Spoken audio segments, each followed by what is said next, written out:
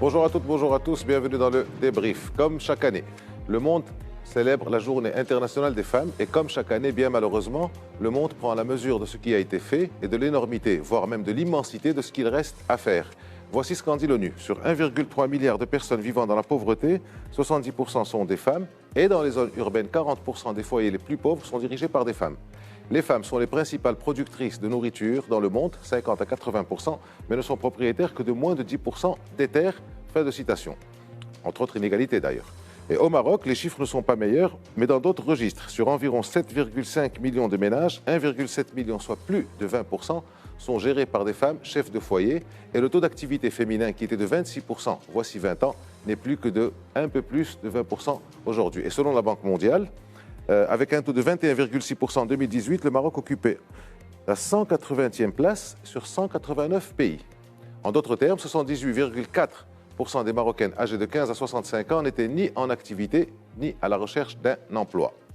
À cela s'ajoute une parité qui tarde à prendre forme, des violences de tous les types et une perception que les femmes ne tiennent finalement pas le rôle qui devrait être le leur dans le royaume. Et pourtant, le nouveau modèle de développement préconise pour 2037 de porter le taux d'activité des femmes de 20 à 45%, soit autrement dit de le doubler et de faire en sorte que la moitié des femmes puissent être en situation de travailler. Cette journée du 8 mars est donc une occasion pour revenir sur la question des femmes dans ce pays. Où en est-on et pourquoi?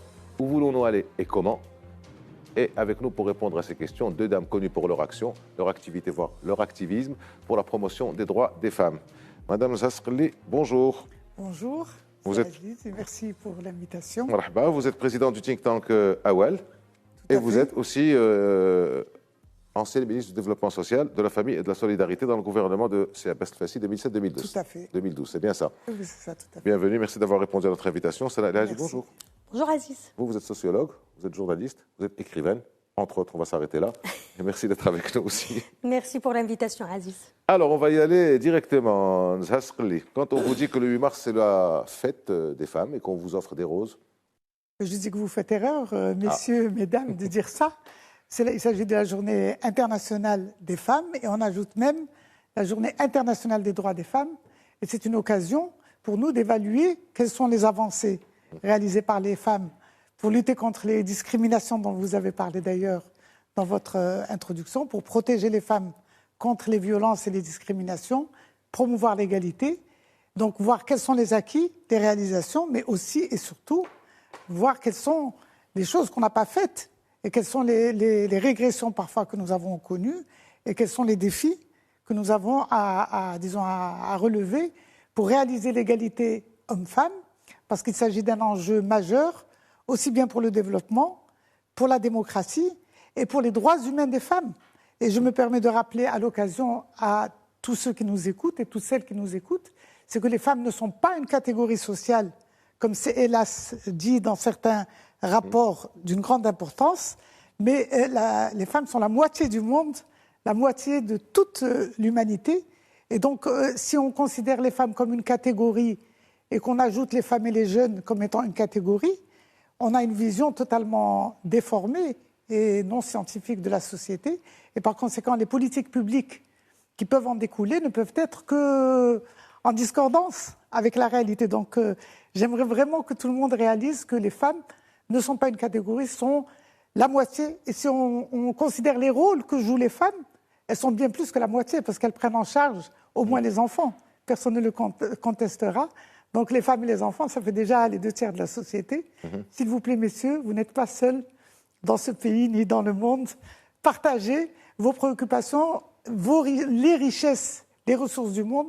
Partagez les droits entre les hommes et les femmes à égalité. C'est vraiment un enjeu majeur pour le développement de nos sociétés.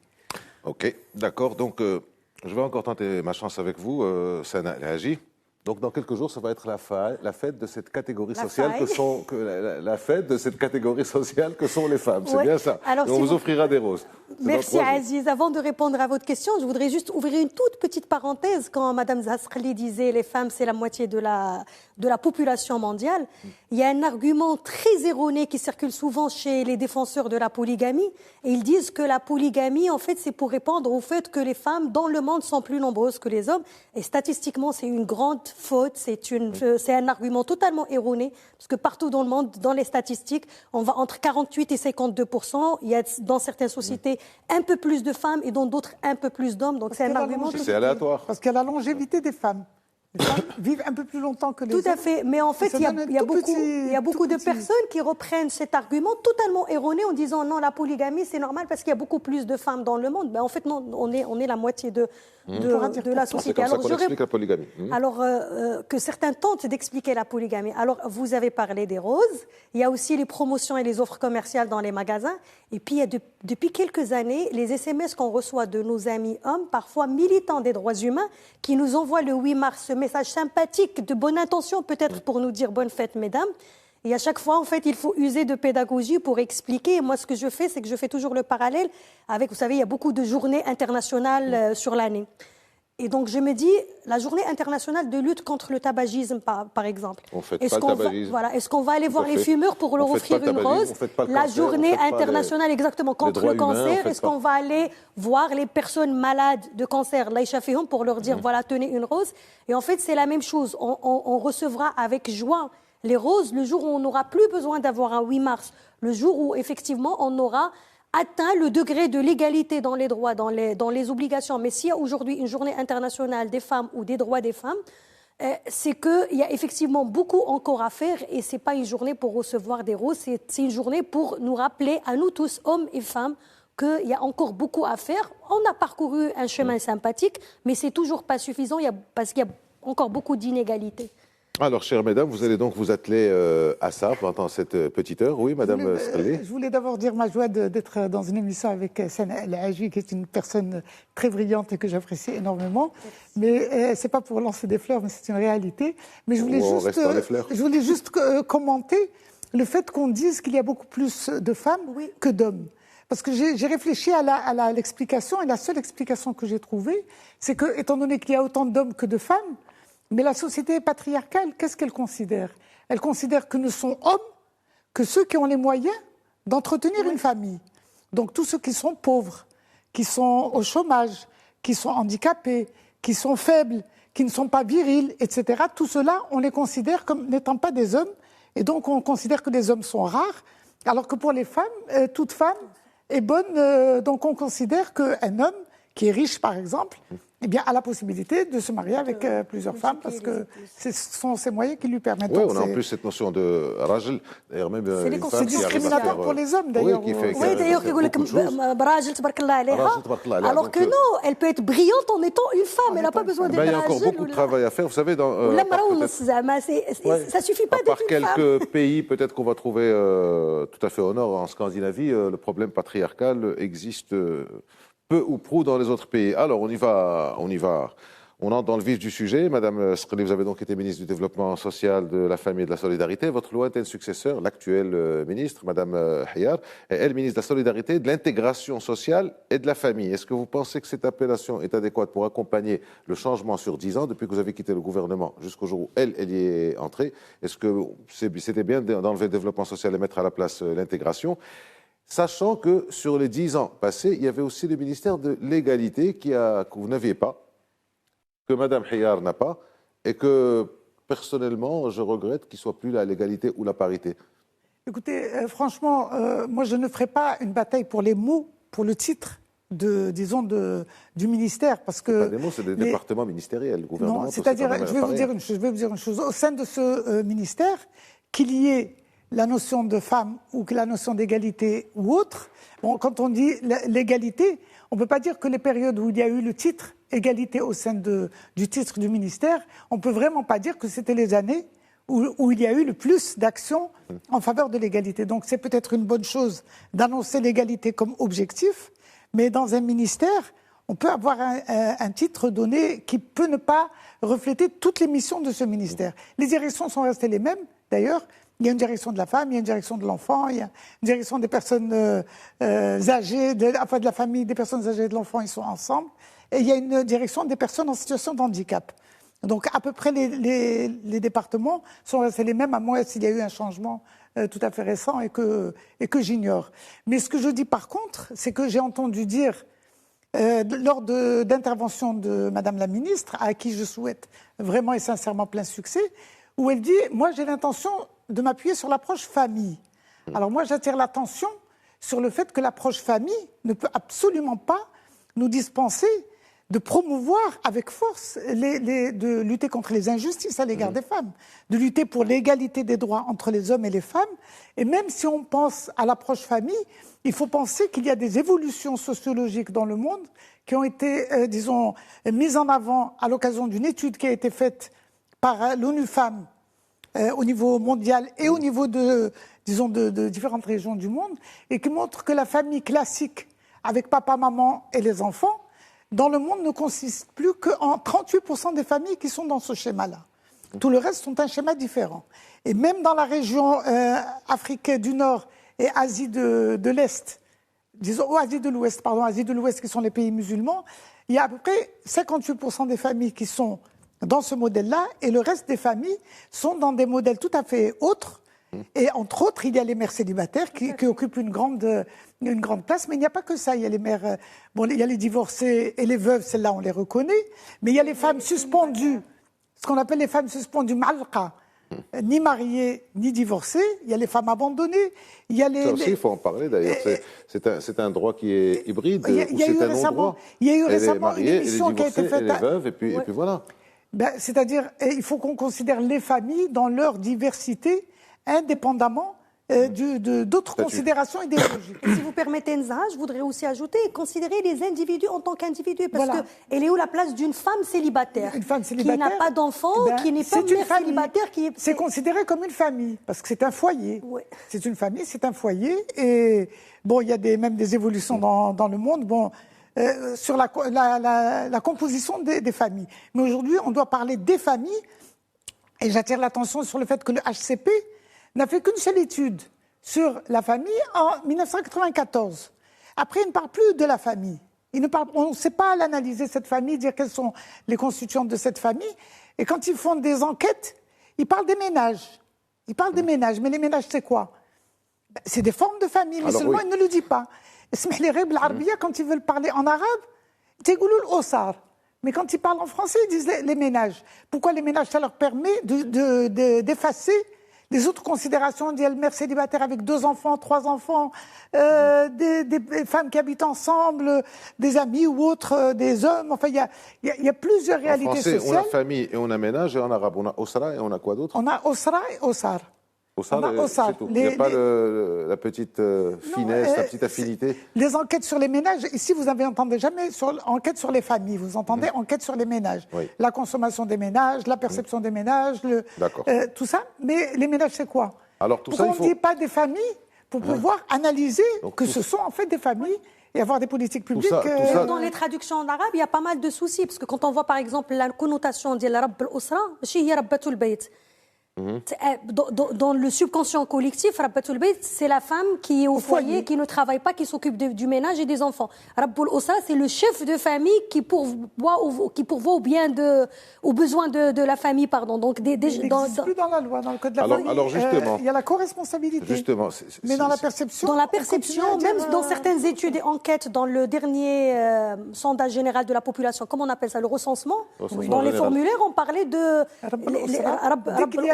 on le considère comme que c'est automatiquement chômage. Et d'ailleurs, dans les formulaires, c'est intéressant à relever, les formulaires du recensement, il n'y avait pas la possibilité d'avoir les deux Rabb al-Usra. Oui. Il fallait qu'en tant que personne recensée, donc le représentant de la famille qui a reçu l'agent, l'homme ou la femme, qu'il décide et qu'il choisisse qui est Rabb al-Usra. Alors que dans beaucoup de configurations familiales, comme le dit si bien Mme Zasqli, on peut être tous les deux Rabb al-Usra parce qu'on travaille tous les deux, on a tous les deux un salaire, on s'occupe tous les deux des enfants. Est-ce que vous me permettez, mesdames, d'en placer, de faire un peu mon boulot? Merci.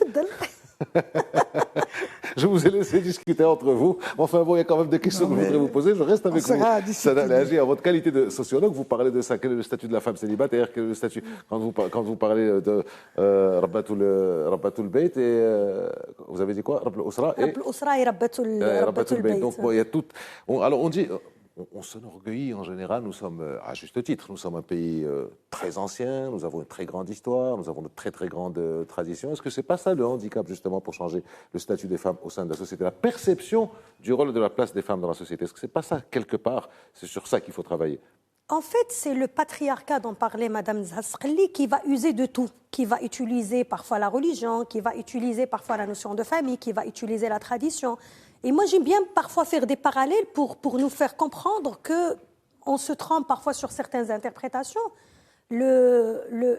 L'esclavage a pendant très longtemps fait partie des traditions des sociétés musulmanes et de la société marocaine. Mais je ne pense pas qu'on va trouver aujourd'hui au Maroc une personne sensée qui va nous dire on va reprendre ça parce que ça fait partie de nos traditions. À un moment, la société a évolué, on a largement dépassé ça, donc même les plus conservateurs, les salafistes, les islamistes, a priori, je pense, ne vont pas vouloir revenir en arrière par rapport à ça.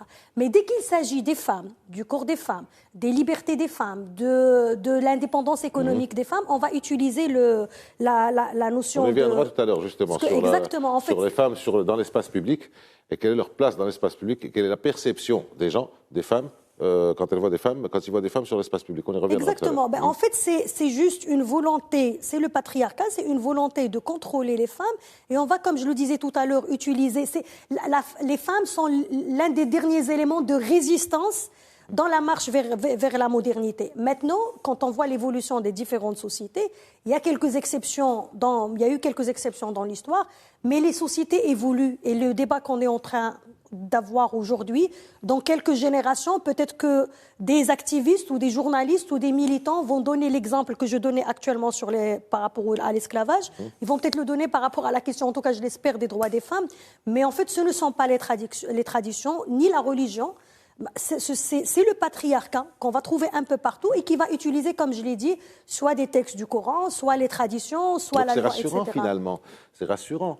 C'est rassurant dans le sens où la société évolue et que les mentalités évoluent avec. Parce qu'on voit que maintenant, les jeunes filles n'ont pas véritablement pas les mêmes droits, je dirais pas droits, mais je dirais la même perception par la société d'une manière générale qu'il y a 30 ans. Ou qu'il y a 60 ans d'ailleurs. C'est rassurant quand on est en train d'analyser entre nous. Mais dès qu'on humanise toutes les situations d'injustice et on se rend compte qu'aujourd'hui encore, en 2022, le mois de mars 2022, il y a des petites filles qu'on va marier, il y a des femmes qui sont violentées par leur mari. C'est-à-dire que c'est des individus, des êtres humains, des femmes qui n'ont pas leurs droits, qui perdent leurs droits. Malheureusement, elle est universelle. La violence conjugale est universelle. Les petites filles qu'on marie, effectivement, même le procureur général en a parlé, il s'en est préoccupé et révolté. Mais bon, la violence conjugale... Monsieur Bousta, la violence, elle est universelle, mais le problème chez nous, c'est qu'on va toujours trouver un moyen pour la justifier.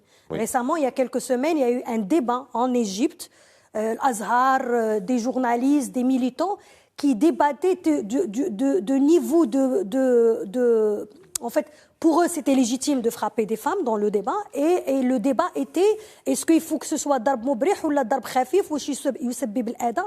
C'est-à-dire qu'on n'est pas en train de débattre du non-sens et de la violence et de frapper. C'est inadmissible, mais voilà. C'est le degré à quel point exactement, c'est comme s'il y avait un darb qui ne va pas, et donc le problème chez nous, les problèmes de harcèlement sexuel, MeToo, la violence contre les femmes, le féminicide, c'est un problème universel, effectivement. Mais le problème chez nous, c'est qu'on va trouver des gens qui vont le justifier. Parce que la femme, et donc elle mérite d'être frappée. Parce que la femme, dans l'espace public, elle porte une mini-jupe, elle mérite d'être harcelée ou violée, On a vu ça dernièrement, malheureusement. Donc, oui. D'accord. Alors, Madame Sqali, on constate... Alors, il y a une petite remarque. À chaque fois, une remarque personnelle, je vois toujours au niveau des résultats scolaires, au niveau des résultats du bac, au niveau même à l'université, il y a toujours un petit peu plus, jusqu'à plus, tout court, de filles ou de femmes qui réussissent ou qui ont des résultats positifs. On prend que le bac, il y a toujours une proportion 55-45%. Donc les jeunes bachelières sont à 55%, les jeunes bacheliers à 45%. Et entre-temps, il se passe quoi? Et c'est là où je voulais vous poser la question. Elles disparaissent de la circulation, comme on voit le taux d'activité qui a régressé en 20 ans de 26 à 20. Elles passent où? Elles sont toutes mariées, entre guillemets, elles refusent de chercher du travail, elles ne veulent pas chercher du travail, elles ne se voient pas en situation de travail. Il se passe quoi à ce moment? Peut-être, avant de parler de ça, c'est Aziz, si tu veux bien, on pourrait rappeler puisque nous sommes le 8 Allez-y, mars, allez-y. nous parlons du 8 mars, Journée internationale des droits des femmes. C'est pas J'ai votre dit qu'il fête, il s'agit d'évaluer les progrès qui ont été accomplis et de dire, bien sûr, les défis qui restent qui sont énormes. Mais durant cette période-là, disons, si on peut parler du règne de Sa Majesté le Roi durant ces 20 dernières années, on a eu une première décennie dans laquelle il y a eu des avancées qui ont mis à mal la conception patriarcale, la conception discriminatoire et la conception qui justifie la violence à l'égard des femmes en faisant des réformes qui ont été, n'oublions pas, qualifiées de révolution tranquille, comme la révolution du code de la famille, enfin le code de la famille qui est basé sur la co-responsabilité, il y a énormément de progrès dans ce domaine-là. Il y a eu la révision aussi du code de la nationalité. Ce n'était pas rien de reconnaître que la femme a la possibilité de transmettre sa nationalité à ses enfants nés de pères étrangers. Il y a eu des politiques publiques en matière de lutte contre les violences à l'égard des femmes qui ont mis en place tout un circuit de prise en charge des femmes victimes de violences au niveau des commissariats, au niveau des tribunaux. Moi, je vous interromps parce que on va laisser la question que je vous ai posée, justement, c'est sur ça. Puisque vous parlez du roi, on le disait tout à l'heure hors antenne, le premier discours qu'il a donné, il a dit qu'on ne peut pas développer un pays avec la moitié de la population qui est ostracisée. Voilà. 4 ans plus tard, c'était le Modouana. Justement. Quelques années plus tard, c'était la transmission de nationalité. Oui. Puis c'était aussi le droit à l'avortement dans certains cas, les fameux cas de malformation fœtale, d'inceste ou de viol.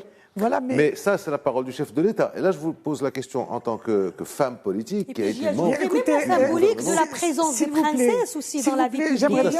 J'aimerais bien terminer ma pensée de dire que tous ces progrès de la première décennie du règne donc de Sa Majesté le Roi, vu les discours qu'il a fait, vu l'engagement qui était clair et sincère et fort, et comme tu l'as dit effectivement, aussi bien l'engagement du roi que l'engagement de la princesse Lelemrim, qui était vraiment très active qui a été très active dans ce domaine-là et qui continue.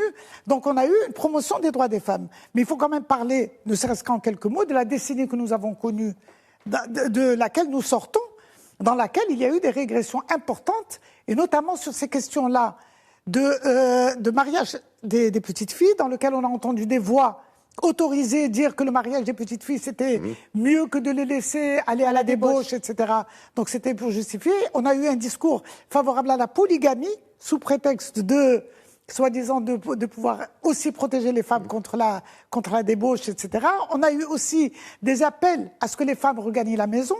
N'oublions pas la fameuse phrase qui avait dit... C'était votre parti qui était aussi au gouvernement, Madame Srli. Je ne suis pas en train de parler de la responsabilité, je parle du courant, du courant qui a été dominant, qui a été le courant qui a eu le leadership durant ces 10 dernières années. Si vous voulez me dire quels sont les partis qui ont été au gouvernement, on peut... Non, ça ne me dérange pas. C'est pas ça. Est-ce que c'est le sujet? On peut parler de ça. Je critique pas, je fais simplement une remarque, c'est que pendant 10 ans, effectivement, il y a eu une régression. On est en train de parler des droits des femmes. On a eu 10 années de leadership d'un courant idéologique. Je ne parle même pas d'un parti politique, je parle d'un courant idéologique qui est l'islam politique, et dans lequel il y a eu une lecture de l'islam qui était particulièrement défavorable aux droits des femmes. Et aujourd'hui, au jour où nous sommes, bien sûr, notre société évolue, il y a encore des progrès dans certains domaines en faveur des droits des femmes, mais aujourd'hui, nous sommes devant un paradoxe, parce qu'il y a deux courants qui traversent la société. Il y a un courant de progrès de droits des femmes et moderniste et qui va vers la réalisation des objectifs de développement durable, etc. Et puis il y a un courant extrêmement rétrograde et conservateur et qui veut absolument lutter contre ces progrès que font les petites filles qui arrivent en tête ça dérange. Parce que ça ne va pas avec le schéma de la société patriarcale. Ce que dit Mme Srli, on l'a bien compris, effectivement, sur les 10 dernières années, on a senti une certaine...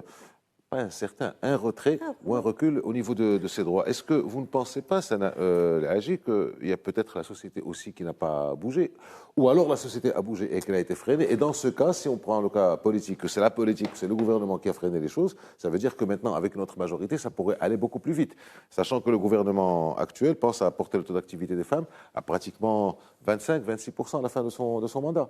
En tout cas, vous avez 2 minutes avant la pause. Oui, j'espère. Alors, rapidement, par rapport aux questions de courant politique, effectivement, du courant conservateur, idéologique, pas particulièrement les partis, mais tout ce qui tourne autour de ces idées, il y a eu beaucoup de messages forts. Il y a eu le retour du message de المرأة بلا صفدارها الوليدات كيكونوا مربيين مزيان ملي كتكون امهم اللي مقابلاهم. Et donc on a eu un retour vers des phénomènes qui pendant longtemps n'ont plus existé dans la société.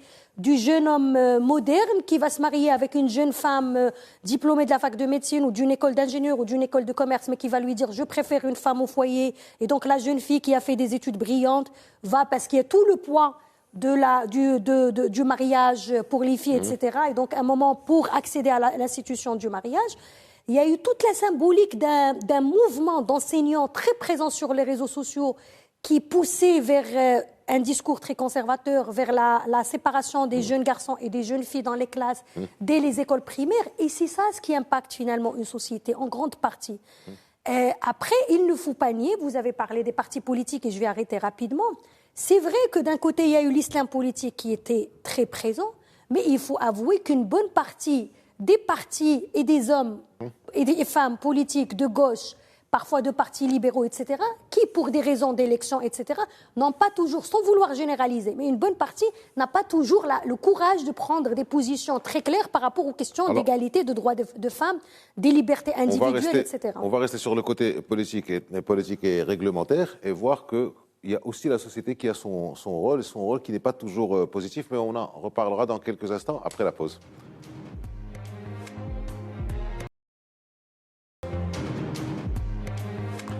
Rebonjour, on démarre donc la seconde partie de ce débrief consacré à la journée internationale des femmes, le 8 mars.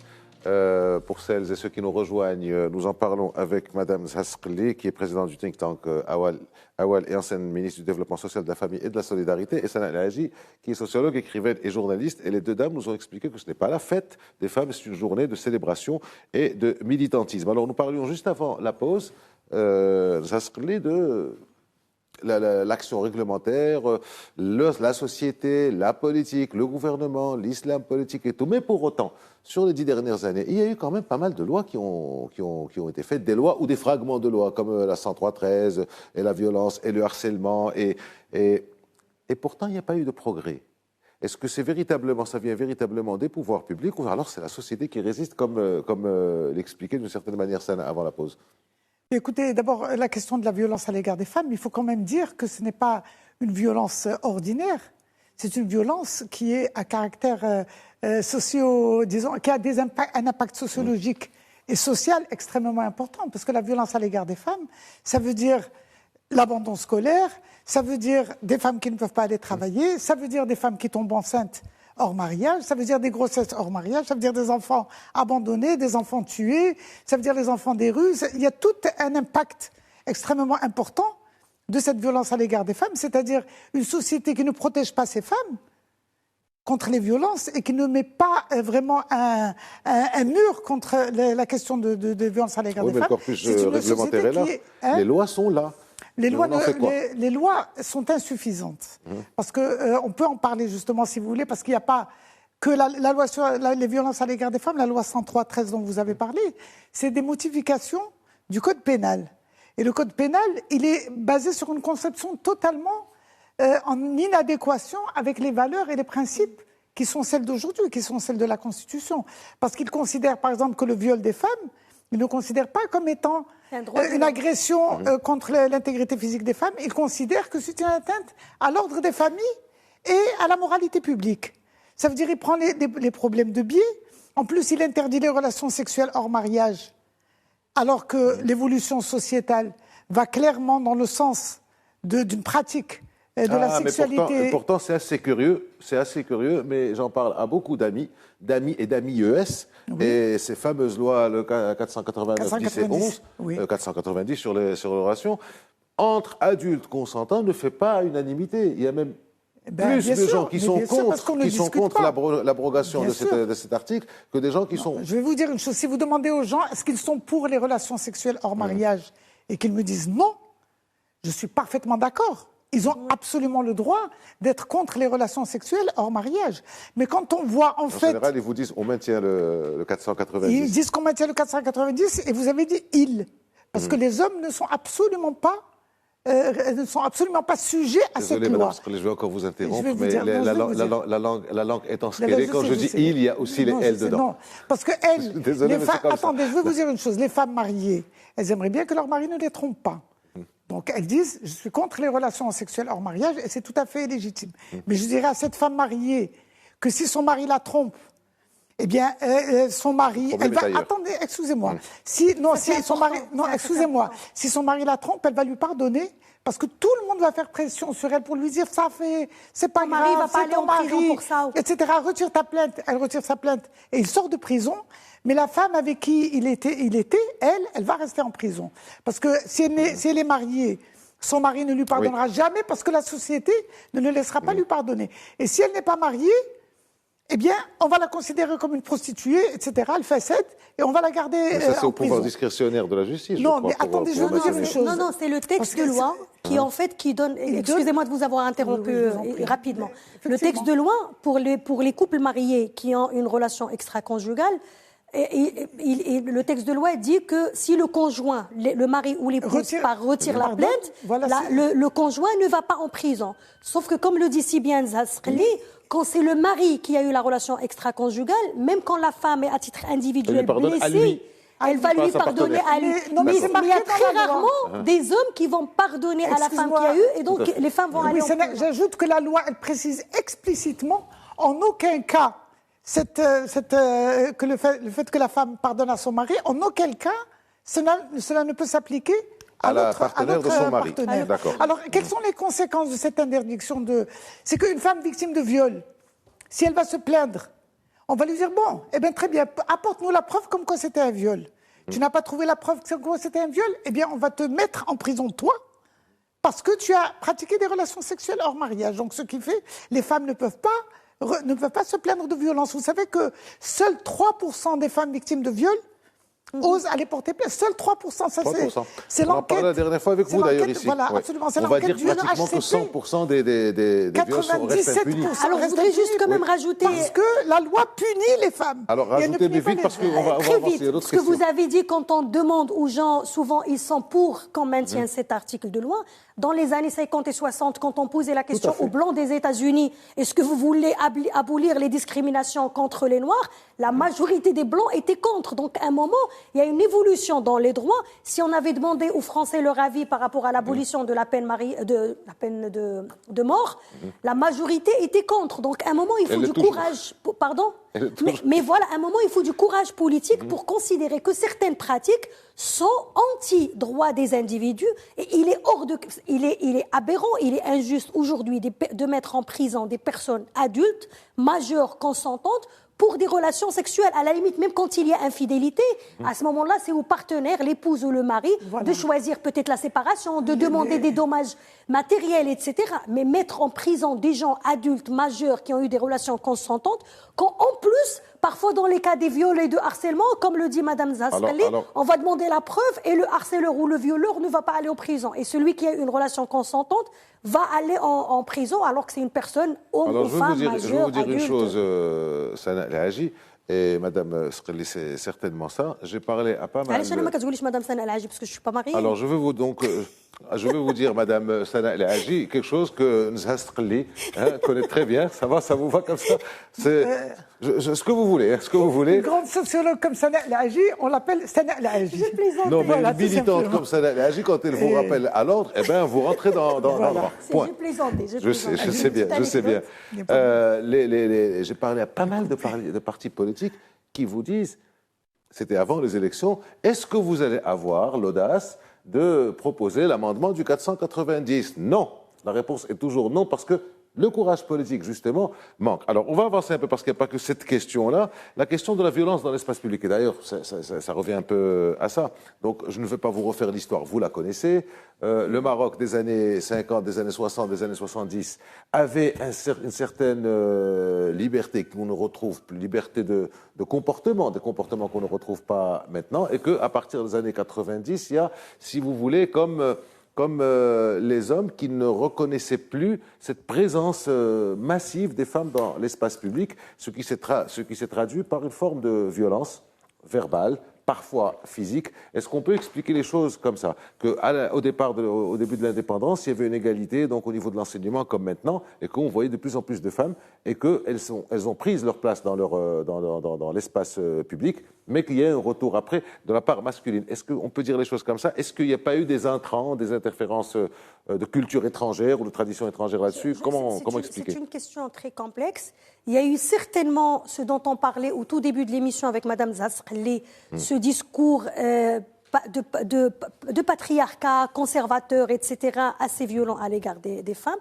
Il y a effectivement eu la présence de plus en plus importante des femmes dans l'espace public, dans les écoles, dans l'université, mais il ne faut pas le nier. Il y a aussi la banalisation de la violence qui fait que les hommes qui violentent dans l'espace public, qui agressent, qui font du harcèlement sexuel, continuent à le faire parce que pour une bonne partie de la société, c'est plus une preuve de virilité qu'une agression à l'égard des femmes. Et donc, je pense que ce dont on a besoin, c'est de combiner deux approches. D'un côté, la sensibilisation pour faire comprendre à malheureusement beaucoup d'hommes qui continuent à considérer que les paroles lancées dans la rue, c'est de la drague, c'est de l'razel, alors que c'est du harcèlement sexuel. Si on demande à toutes les femmes qui marchent dans l'espace public, qui n'ont pas forcément une voiture, qui doivent prendre les transports publics ou marcher, même si c'est un mot sympathique, même si c'est pour lui dire un petit zouina, si elle doit entendre ça 10 fois en prenant le bus, en marchant dans la rue, etc., ça devient très, très gênant, très agressif, très instructif. Mais pour autant, celui qui l'a dit une fois, elle l'a entendu 10 fois, mais de la part de 10 hommes différents. Est-ce que chacun de ces hommes peut-il être considéré comme harceleur? En fait, parce que lui, de l'autre côté, il a dit à 10 autres femmes. C'est un moment. Et d'ailleurs, non, ça c'est trop facile. Je ne défends pas. Mais je vous dis que c'est. C'est pas un avis personnel, c'est les études qui ont été faites à Casablanca.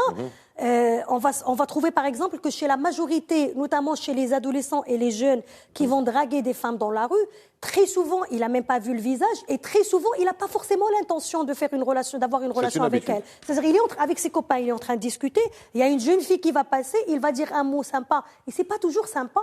Nous, les femmes, on en entend de ces paroles très vulgaires, très violentes, etc.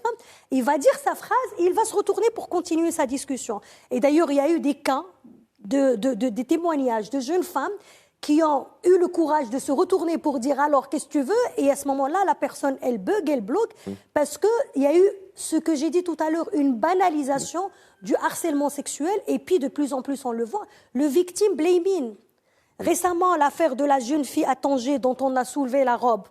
Mais il y a eu des témoignages massifs sur les réseaux sociaux pour dire que c'est sa faute parce qu'elle portait une mini-jupe. Et ça, c'est le dernier exemple en date dont je me rappelle.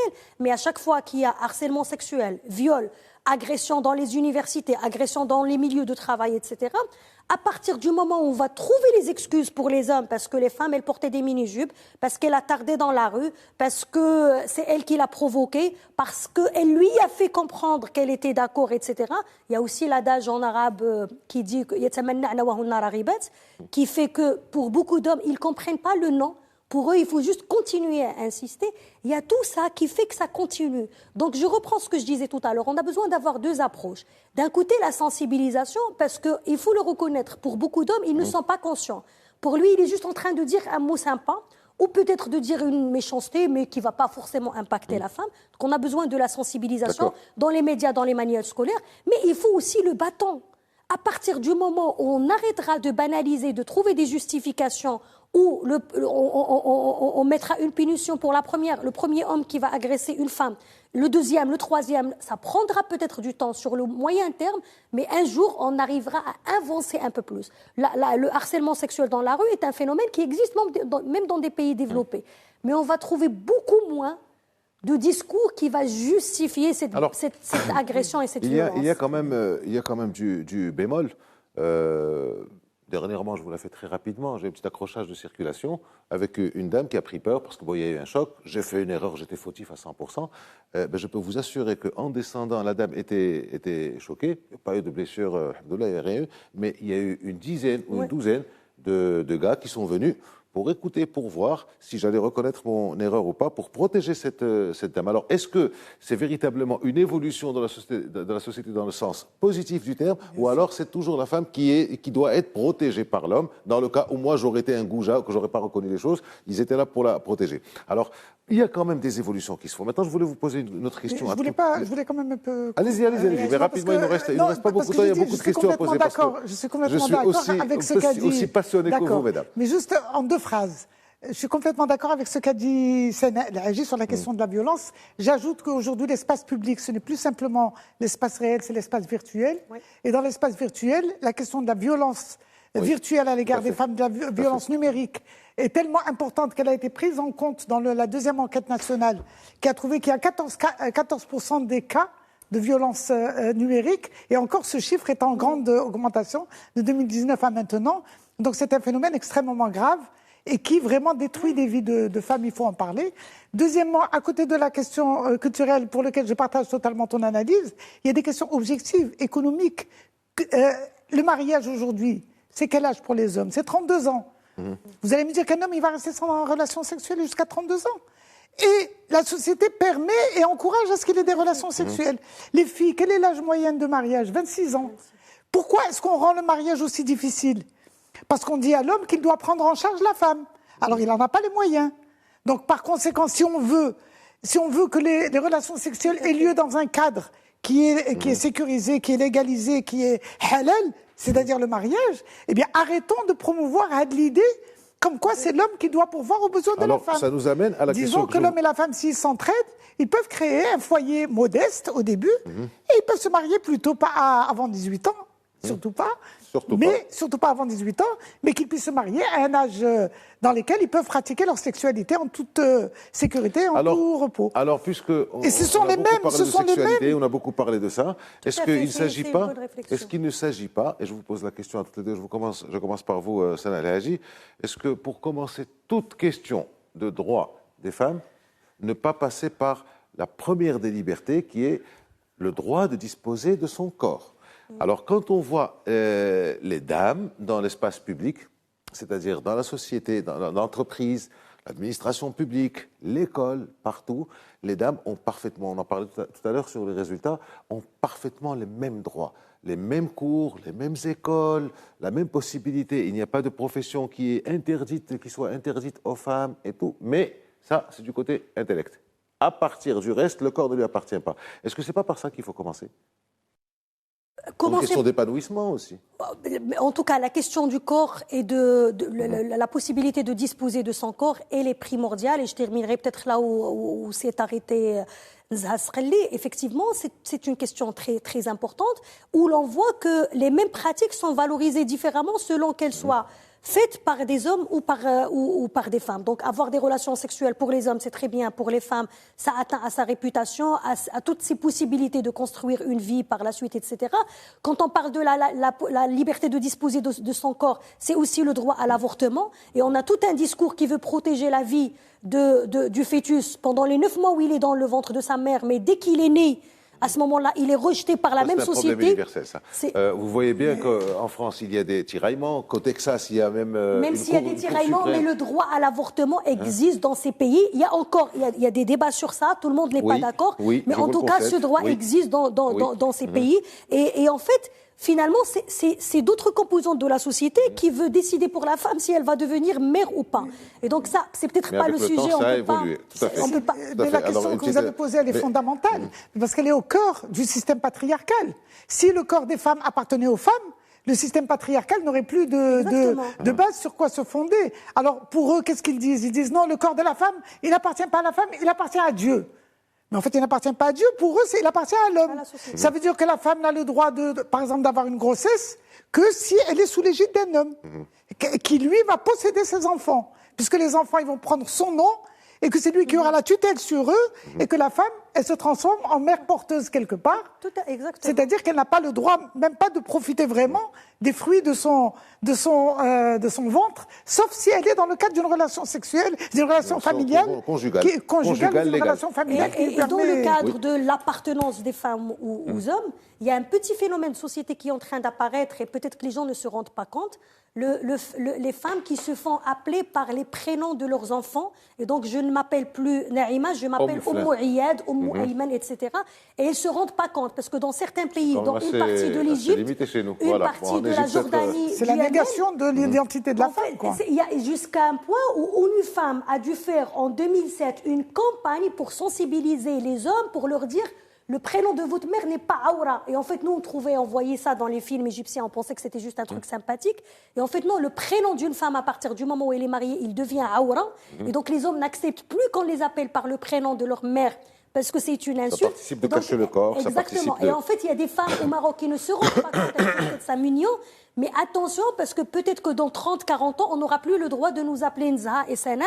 On sera épouse d'eux et fille d'eux et mère d'eux. Attention à ces petites choses qui ont une symbolique très Diable forte. se niche dans le détail, comme on dit. Alors, j'ai encore quelques petites questions. Il nous reste une poignée de minutes, 5-6 minutes. Question courte, réponse courte. Si vous étiez en situation, et vous avez été en situation, mais si vous êtes maintenant en situation, vous feriez quoi comme mesure, 2-3 mesures, pour instaurer la parité et l'égalité? Rapidement, en France, par exemple, la question des droits des femmes est une question globale. Elle concerne l'égalité en droit dans les lois, c'est-à-dire je ferai la promotion, disons, d'une réforme majeure du Code de la famille et d'une réforme, disons, du Code pénal surtout, parce que c'est le pendant pénal du Code de la famille. Bien sûr, le Code de la famille relève, dit-on, des prérogatives de Sa Majesté le Roi, donc c'est des choses qui seraient faites dans un cadre institutionnel, bien sûr, mais également instaurer l'égalité dans les politiques publiques. Et aujourd'hui, nous avons, notamment en matière de droits économiques des femmes, nous avons vraiment, les femmes n'ont pas accès aux richesses, elles n'ont pas accès aux ressources. Comme vous l'avez dit tout à l'heure dans l'introduction, mais au Maroc, c'est extrêmement flagrant. Et même pour la participation économique des femmes, nous n'avons que 10% des femmes qui sont entrepreneurs, alors qu'au niveau africain, il y a 27% des femmes qui sont entrepreneurs. Et tous les programmes qui sont faits aujourd'hui pour encourager l'entrepreneuriat, il y a une part, il y a l'approche genre, comme ils disent, c'est-à-dire une part pour les femmes, mais j'ai relevé sur l'ensemble des programmes, aussi bien Infiter que Imtiez, que Moussaneda, que Ilma, un ensemble de programmes qui sont faits gouvernementaux, dans lesquels la part des femmes ne dépasse pas 6 à 7%. 6 à 7% des budgets qui sont prévus dans ces programmes seulement vont aux femmes, c'est-à-dire moins même que le 10% des femmes entrepreneurs. Donc nous sommes en train d'entretenir la discrimination à l'égard des femmes, et ce que je ferai, c'est que je veillerai de façon très assidue à ce que l'argent public qui va aux citoyens et citoyennes soit réparti de façon équitable entre les hommes et les femmes. Aussi bien les dames, cette dame lors du Covid, quand il y a eu la crise Covid et qu'on a fait un soutien aux démunis, si on veut, c'était bien précisé que ça allait aux hommes. Rabb al-Usra, avec beaucoup d'insistance. Donc ce qui fait ça suffit, ces injustices. Ce sont des injustices cumulées qui font que les femmes aujourd'hui sont en très mauvaise situation et mettent en mauvaise situation le niveau de développement humain du pays. J'irai même plus loin et en disant on que la loi mériterait mieux, notre pays mérite mieux. La loi est la même pour tout le monde, hommes et femmes. Le droit aussi doit être la même chose pour les hommes et pour les femmes. Je peux donner un exemple rapidement de ces aberrations. Aujourd'hui, si une maman décide d'ouvrir un compte bancaire pour son fils ou sa fille, il y a des virements qui partent tout le mois de son salaire vers le compte de son enfant. Mais elle n'a pas le droit de, retirer cet argent jusqu'à la majorité de cet enfant, mais le père peut le retirer parce que c'est lui qui est le responsable légal de cet enfant. Alors que c'est son argent à elle, ça va de son compte à elle, et elle est la maman de cet enfant. Je ne suis pas tout à fait sûr de ça. C'est certain, à 200%, Aziz Boussa, à 200%. Les femmes qui ont ouvert un livre, vos enfants ont dépassé 18 ans, vous ne pouvez pas faire ça. Non, justement, j'étais en train d'y penser parce que je suis aussi père et... Non, c'est sûr, à 200%. Un livret d'épargne ouvert par la maman, elle n'a pas le droit sur le livret d'épargne, vous parlez du livret d'épargne. Par exemple, pour mettre de l'argent de côté. Pour les études, dans la vie, ou de sa fille, elle n'a pas le droit d'en disposer, alors que le mari, lui, peut même reprendre l'ensemble de l'argent. Alors que c'est son argent. Et ça, c'est un exemple. 3 fois plus que le mari. Enfin, et c'est un exemple parmi tant d'autres, malheureusement. C'est des injustices, c'est des aberrations qui doivent disparaître. Alors, le temps court, il nous reste 2-3 minutes. J'avais encore des questions, mais je vais les synthétiser. Le modèle de développement parle d'État fort dans une société forte. D'accord ? Et de l'autre côté, nous avons une Moudouana qui remonte à 18 ans. Oui. Est-ce que vous ne pensez pas, et on terminera là-dessus, avec vous, mesdames, je commence avec vous, est-ce que vous ne pensez pas que pour avoir une société forte dans un État fort, une société forte, c'est tout l'ensemble de ses membres, hommes et femmes. Oui, écoutez, dans le Moudouana, peut-être qu'il y a des choses encore à refaire. Et il n'y a pas uniquement le mariage des petites filles, des fillettes, il y a aussi pas mal de choses à revoir. Est-ce que vous ne pensez pas que ça doit passer par là? Bien sûr, nous avons un travail à faire que nous n'avons pas fait. C'est l'adéquation entre le Code de la famille et la Constitution marocaine, et aussi les engagements internationaux du Maroc. Et ça doit être fait d'urgence, parce qu'il y a beaucoup de graves injustices qui nous ont fait reculer pratiquement à la situation, pas tout à fait, mais enfin, qui nous ont fait vraiment reculer par rapport aux avancées qu'on était en droit d'espérer lors disons, de la réforme du Code de la famille en 2004. Le nouveau modèle de développement, bien qu'il comporte beaucoup de points positifs, sur la question des droits des femmes, il a été extrêmement frileux. Moi, j'ai ici le rapport dans lequel il parle de tous les problèmes que nous vivons, les problèmes de société. Non, oui. Simplement pour dire que le tout est conditionné par le fait de la mise en place d'espaces de débat socio-théologiques dans lesquels ce sont les théologiens qui devront... disons, non, c'est pas vrai. Sociothéologique, c'est la société, c'est les théologiens. Même si les théologiens font partie de la société. Écoutez, autant les sociologues peuvent discuter entre eux, autant les théologiens, ils sont tenants de vérités qu'ils considèrent comme des vérités absolues. C'était le problème de la modernité. Et dans lesquelles on ne peut pas discuter avec eux. Parce qu'eux, ils ont des vérités absolues. C'est le domaine de l'absolu. Très bien, mais en même temps, ils ont le droit d'exprimer. Après, c'est la question de la force qu'il y a de l'autre côté. Je suis désolée, vous concluez là. Vous concluez parce qu'ils ont Ils ont le droit de s'exprimer, mais ce n'est pas une liberté d'expression. C'est une parole qui impacte par la suite nos vies, nous, en tant que femmes au quotidien. Et Nouzhag Sous parle de son expérience dans son dernier livre, Les Fuqaha, Une femme au pays des Fuqaha, où effectivement, il y a beaucoup de choses qui n'ont pas pu aboutir dans l'ancien texte du Code, enfin l'actuel texte du Code de la famille, parce qu'il y a eu cette parole imposée, parce que c'est soi-disant une parole divine, alors que c'est une parole théologique. Alors rapidement, pour répondre à votre question, quand on voit dans le monde les pays les plus développés, c'est les pays où il y a le plus de droits pour les femmes. Vous avez parlé tout à l'heure des pays scandinaves, quand on voit le Canada, etc. Il n'y a pas un seul pays où les droits des femmes sont bafoués et qu'on va trouver dans les échelles les plus élevées du développement durable. Autre parallèle, très rapidement, tout comme on considère comme du racisme, tout droit bafoué parce que la personne elle est noire, c'est la même chose. On ne peut pas se baser sur l'appartenance biologique à un sexe pour déterminer les droits et les devoirs des individus. Merci, mesdames. Un mot important quand même, c'est le rapport qui a été fait par le ministère de l'économie et des Finances sur le coût des inégalités. Sur le coût des inégalités, mais il nous donne les chiffres qu'il nous donne sont énormes. On pourrait gagner 39% du produit national brut si on élimine les discriminations à l'égard des femmes. Vous parlez de 39% du PIB. Voilà, tout à fait. D'accord, c'est bon, juste pour reprendre... Il dit 39% du PIB, effet de la croissance du PIB par tête, en pourcentage, voilà. Si on réduit donc 39%. Voilà une niche pour aller si on veut vite. que le Maroc avance, il faut éliminer les discriminations. Merci, mesdames. Je retiens deux chiffres, j'allais dire un seul, je retiens deux chiffres.